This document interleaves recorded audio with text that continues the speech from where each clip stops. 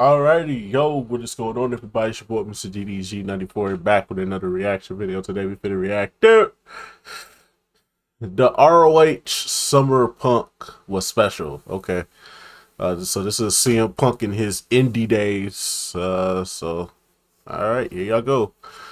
Y'all got some CM Punk content. Don't say I ain't gave y'all anything. But anyways, though, without further ado, let's get right into this. CM Punk up to 2005 was considered one of the most interesting talents coming up. Punk had a unique blend of character, promo, and in-ring skills. He always showed hunger and wanted to strive to be number one. His confidence was almost arrogant, and more often than not, he would wear his heart on his sleeve. Around this time period, there was two talent that were considered the best of the best: Samoa Joe and CM Punk. These two were bound to land a big money move in the near future. For Joe, it ended up being TNA. CM Punk, though, had things a little open. He was considering returning to TNA. WWE was a big name, though, and always had the advantage, because at the end of the day, WWE is WWE.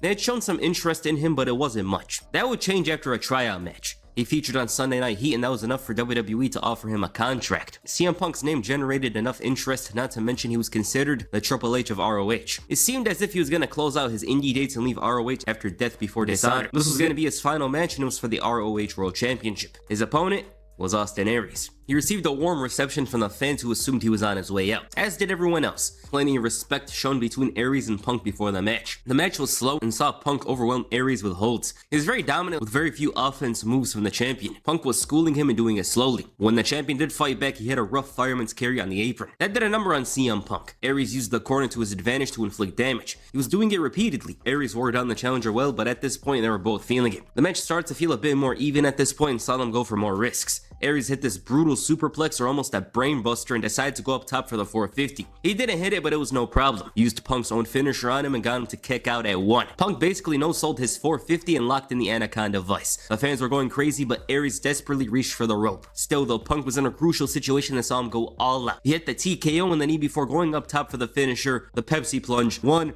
2, 3, new champion. The man everyone expected to go away became champion for the last time, and that crowd wasn't going to let him go without thanking him. Aries was upset but still had enough respect and honor to embrace with the new champion. Punk grabbed the mic and called the ROH World Championship the most important title in the world. Punk said that the title in another hands is just a belt, whereas with him, it's power. Same with the mic, it becomes a pipe bomb. He told the story about a snake that was held by a man and it bit him when it was healed. Same with Punk, the greatest thing the devil ever did is make people think he didn't exist. And he turned on the fans, telling them they all fell for him. He's the devil. CM Punk wasn't mad at the fans, rather upset with them. He said he had to do what he had to do to win the title, and it makes him the best pro wrestler in the world. He's better than Low-Key, AJ Styles, Samoa Joe, and said that the champ is here. He's poking fun, obviously. Punk said he's taking this title to WWE with him, and the fans started chanting Joe for him to come out. Christopher Daniels was up for the challenge to save the dignity of ROH. He said he was waiting for 16 months for this chance. Daniels returned to ROH for the first time in about a year and a half. They brawled with Daniels getting the upper hand and sending Punk running. The fans called him CMC, and he declined the challenge and told him to kiss his ass.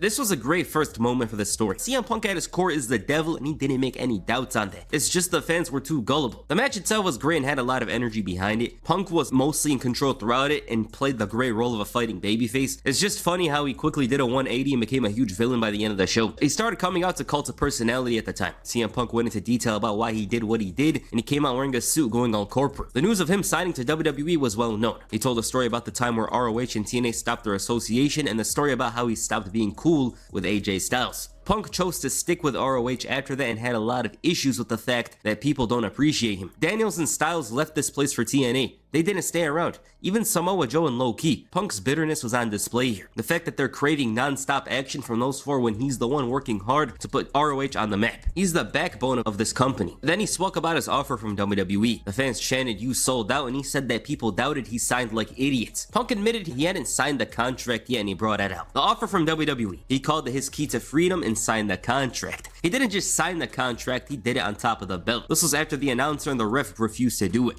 And meant he disrespected the fabric that this promotion was built on to establish himself as a grade A sellout with no morals. Although in his eyes, it's kind of logical. When you look at it in general, it is logical. It's just ROH portrayed him as a villain because it's ROH. James Gibson had a huge problem with this. Daniels once again caught him off guard and they tried jumping him. Later that night, he wanted to challenge anybody for the title, and since nobody came out, he thought it was an off day. Why did he challenge people at this point? Why did no one come out? Well, the major challengers such as the Briscoes, Samoa Joe, Low-Ki, they weren't in the arena. And he thought it was a night off until Mick Foley came out. The hardcore legend wasn't here to wrestle as he wasn't in shape to face CM Punk. Foley felt disrespected and said Punk looks ridiculous with the new look. He noticed him acting like he would face anyone but failed to mention they weren't at the show. He told him that he didn't make ROH.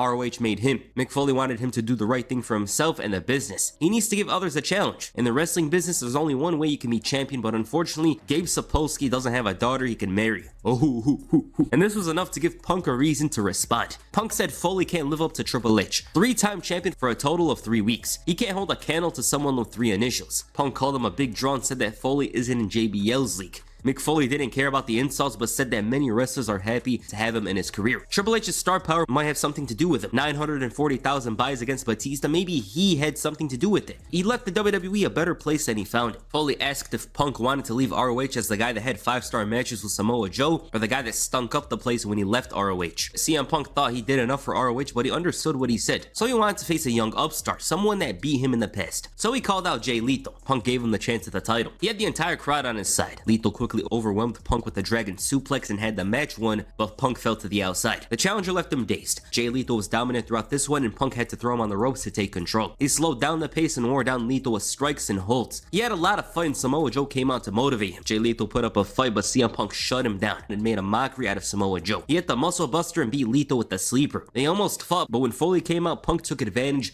and quickly made a run for it after James Gibson came out. Decent match, you know, this match wasn't much, it was just there. It was just another part of the story, it wasn't much. The next night, Punk interrupted the show. James Gibson was wrestling and he turned off the lights. CM Punk took great offense to him coming out after his match and he wanted to teach Roderick Strong a lesson in his match later on. Punk called the fans puppets and said that it's gonna be a non-title match. But then Mick Foley came out again. He threatened to throw him off the balcony if he didn't make it a title match. Yeah, this is what it's come down to. What's next? A gunshot to the arm if a match is a regular singles match? Punk didn't feel threatened by Roddy Strong. The challenger's advantage was the technical wrestling. Punk, on the other hand, was using his experience and knew what Strong was capable of. Strong worked hard on that back to damage Punk. They weren't calling him the Messiah backbreaker yet, but he was showing signs that maybe he's one of the best in what he does. Punk's biggest haters were watching on and his ass was out and he didn't care because his mind was on the match. Strong wanted to punish him for his sins and he went all out and overwhelmed Punk with a sequence. This was much more grueling than the Jay Lethal match because Roderick Strong was posed as an actual threat. These two were going all out, especially Roddy Strong. That man was going crazy and just when he had the match won, Punk had his foot on the rope. He stole the match with some leverage from the ropes and Roddy was disappointed. It seemed as if CM Punk was gonna leave Ring of Honor with the title and he was most likely gone. James Gibson still wanted a shot but it looked unlikely. Mick Foley had enough and sent him back into the ring. Gibson dropped him with a Tiger Bomb and pinned him. He took the belt as if he won but said he wasn't champion because the fans were shouting, "You're not champion." Gibson challenged him for the belt. The match with Strong was great. I think it was even better in 2005, you know, because our perception of it right now is kind of different because we look at it from today's perspective. They worked very hard out there with those smooth counters and impactful moves. It felt like whenever someone hit a clothesline, it took a lot out of them. It could have been the moment where one of them won the belt. That's how good it was. You know, like you didn't know what move was gonna end it. Punk still made fun of James Gibson and called him a redneck. The match was on and the champion said that he's gonna ruin his dreams. Sure, he's a great wrestler and maybe even the MVP of ROH that year, but he never wins those great matches he has. Sunday Night Heat chant intensifies and I was laughing. James Gibson would be the best if it wasn't for him. He praised him and said he is a #1 because he failed against Austin Aries, Samoa Joe, and the only reason he gave him a shot was so he could tell his son that he can't win the big one. Gibson came out and sent him running, as is usual. So he told him that his time is almost up. He refused to see Punk disrespect the title in the company, and the champion decided to take advantage of Gibson and attacked him right before their match was about to begin. Punk laid him out and told him that the title will never be his. Gibson was brutalized, but he still went out there. Punk assumed that he was going to be out, but he still had enough fight to be a threat. He went after the arm and Punk definitely felt it. He suffered, but Gibson was in a much tougher position. Through sheer will and aggression, James Gibson, though, made this a much even fight. The crowd went crazy when he hit the Tiger Bomb, but it still wasn't enough. Punk was starting to feel the pressure. It got to the point where Punk cheated to win, and he had to run away like a scalded dog, as they say. Great match once again. This one was a grueling battle. It took a lot out of both men. And the thing with these performances is that all the guys that face CM Punk, it feels like they really give it their all. And he just finds a way to outsmart them and get booed by the crowd. He bragged about the victory, but just when he's celebrating the win, Christopher Daniels reminded him of his next challenger. Daniels made his mark and held the title up, potentially signaling what's to come. This was Punk's best match of his title reign. He told Punk he could go to Raw, SmackDown, Heat, Velocity, Afterburn, but if he wants to hold the title, he has to go through him. Christopher Daniels got his chance at Philadelphia. The Fallen Angel seemed very likely to to win the belt here because ROH had been positioning him as the guy to watch out for ever since Punk won the title. This was the slowest match in the title reign. They took all their time with this one, they traded takedowns for a couple of minutes and were feeling out for a long time, and then they ramped it up very slowly. They were gonna go the distance. ROH is very famous for these 60-minute matches. With this one, it was good. They paced it well and preserved the best for later on.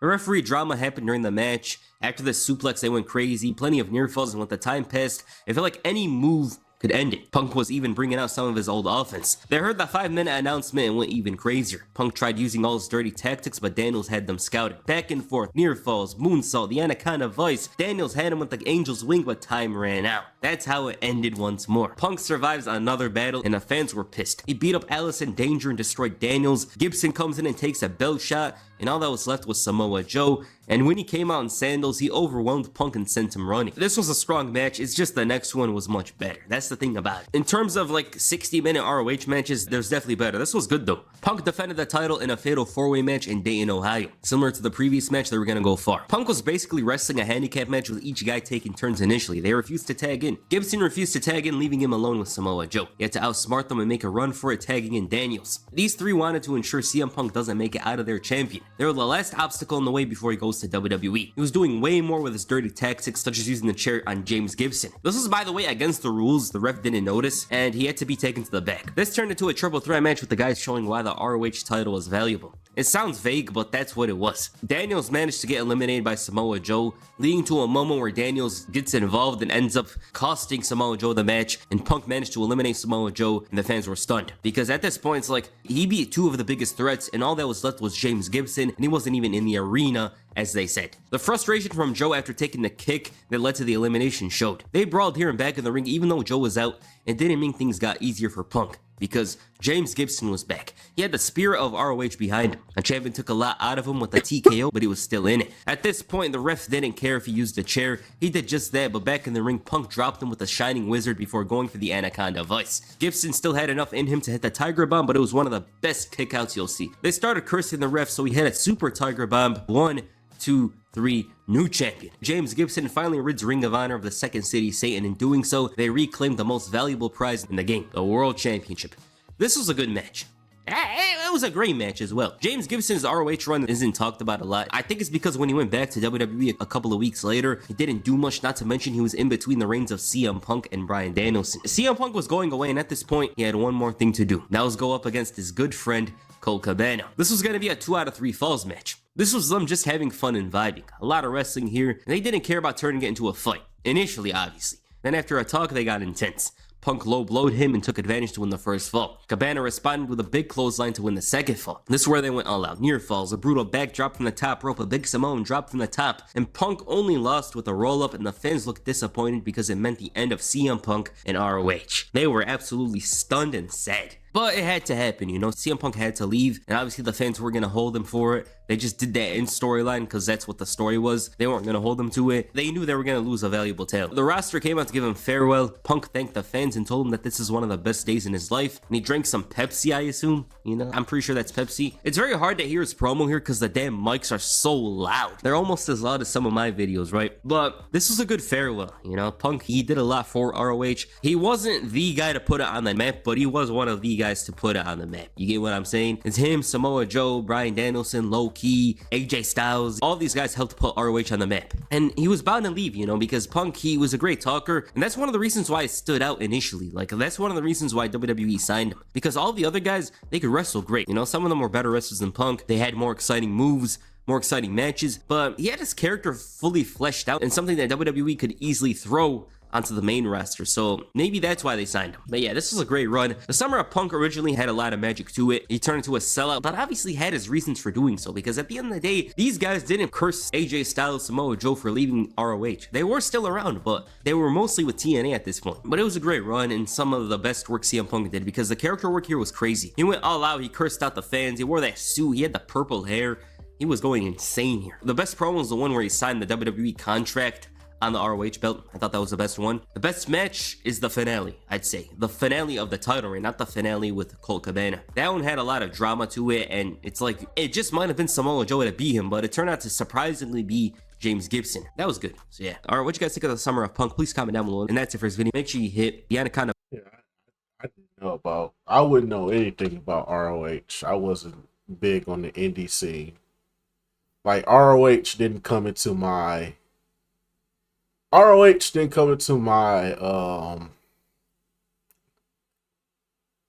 come into my life until I want to say like 2008,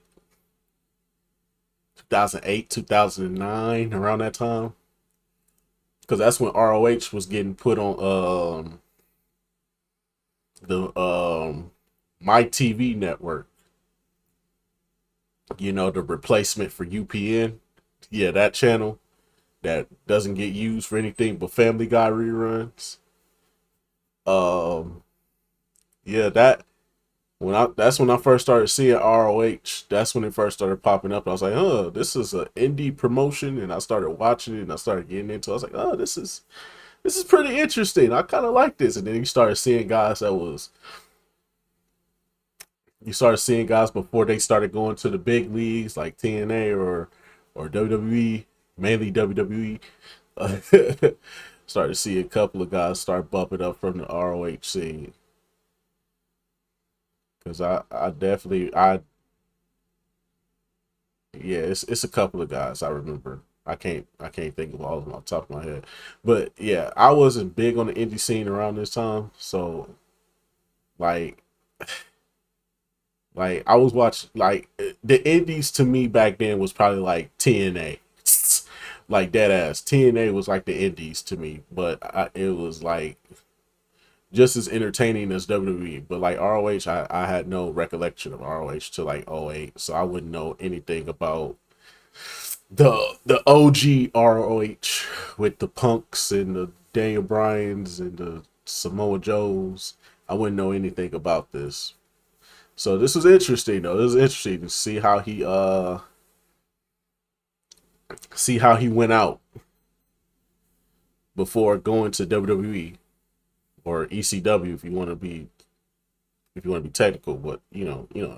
But anyway, so that's just gonna about do it for this one. I will see you on the next video. Till then, peace out.